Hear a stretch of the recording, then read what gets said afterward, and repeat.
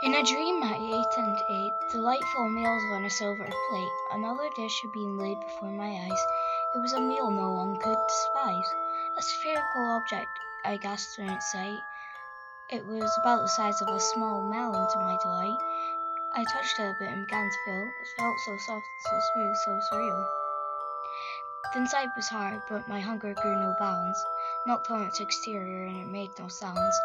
The inside was not hollow, but that much was true. Full with delectable fruit, my hunger grew. Picked up, drew it closer to my face. I took in its aroma, and my mind began to race. Just like that, I went and took a bite, but I couldn't break through with all my might.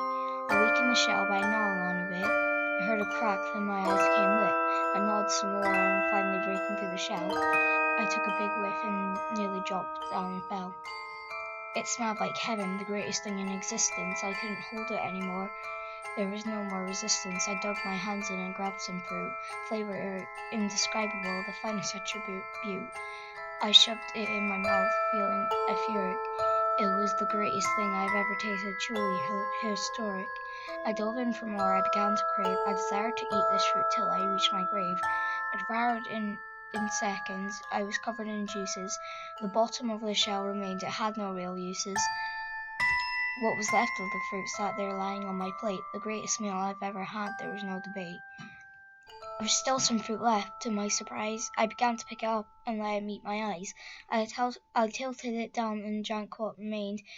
I then tore the fruit apart in two, seeing the strength I had gained. Sadly, in a flash, the dream had already ended. I was lying down, trying to remember the dream so splendid. I looked over happy. I was with my son in bed. However, I nearly died of fright when I saw his torn apart head.